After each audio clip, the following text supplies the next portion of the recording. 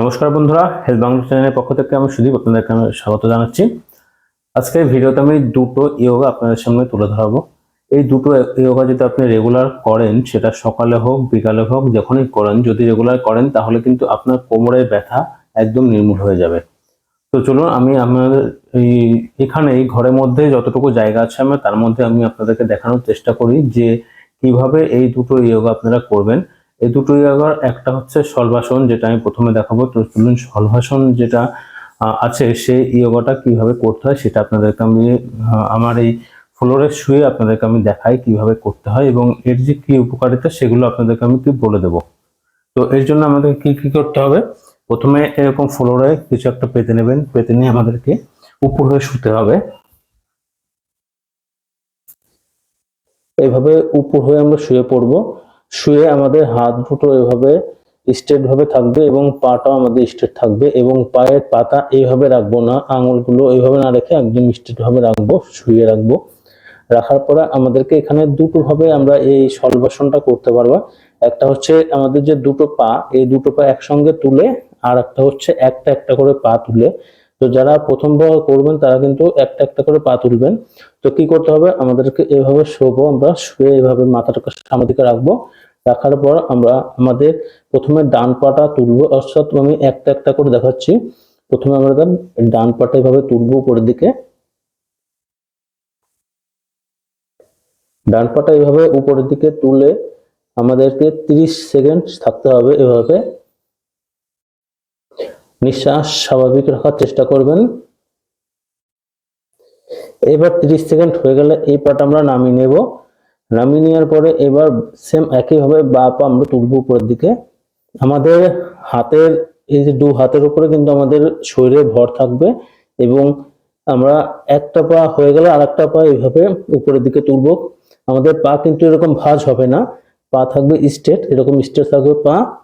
এবং এইভাবে আমরা 30 সেকেন্ড এভাবে উপরের দিকে পাটা তুলে রাখবো। এটা হলো একবার। এভাবে করে আমাদেরকে 3টি সেট করতে হবে। এবার দেখিয়ে দিই, যারা প্রাথমিক পর্যায়ে যারা একটা সেট এভাবে করবেন বা কিছুদিন এভাবে এক পা এক পা করার পরে যাদের অভ্যাস হয়ে যাবে, তারা দু পা কিভাবে করবেন। তারা আমাদের এই যে দু হাত দেখছি, দু হাতের উপর আমরা ভর রাখবো। ভর রেখে এভাবে দু পা একসঙ্গে উপরের দিকে তুলবো।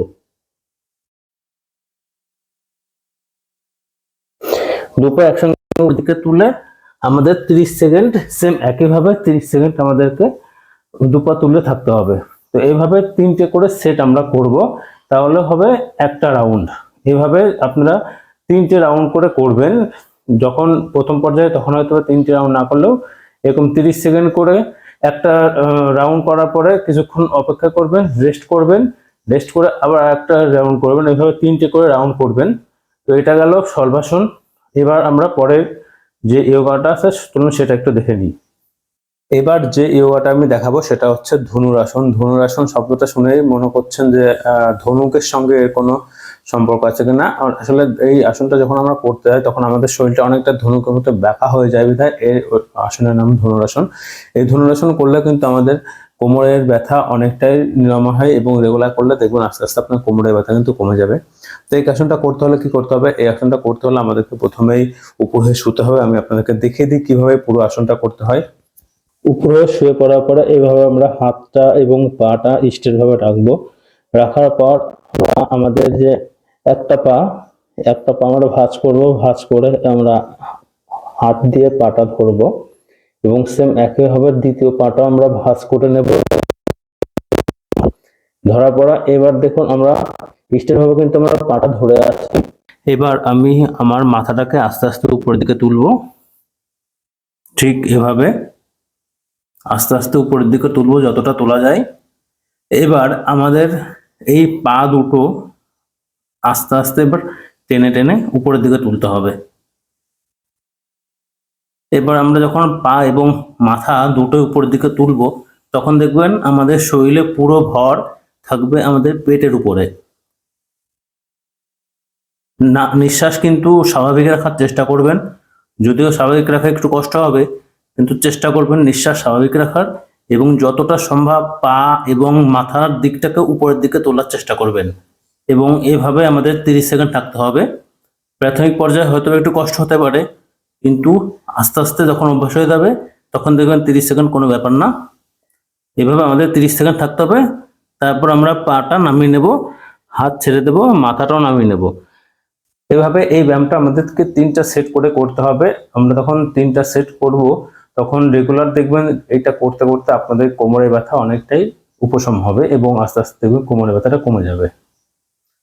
তো বন্ধুরা, এই ছিল আজকের ভিডিও। আজকের ভিডিওতে আমি দুটো যোগা আপনাদেরকে দেখিয়েছি। এই দুটো যোগা আপনারা রেগুলার করবেন। যখন করবেন তখন চেষ্টা করবেন খালি পেটে করার, কারণ যখন এগুলো যোগাগুলো করি আমাদের পেটে চাপ পড়ে, আর পেটে চাপ পড়ার কারণে আমরা যখন ভরা পেটে করি তাহলে কিন্তু আমাদের কষ্টটা বেশি হবে। তো চেষ্টা করবেন সকালে খালি পেটে অথবা যখনই করুন খালি পেটে ব্যায়ামগুলো করার চেষ্টা করবেন।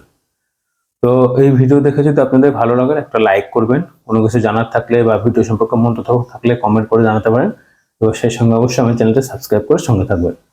ভিডিও দেখার জন্য ধন্যবাদ। পরবর্তী ভিডিও দেখার আমন্ত্রণ রইল।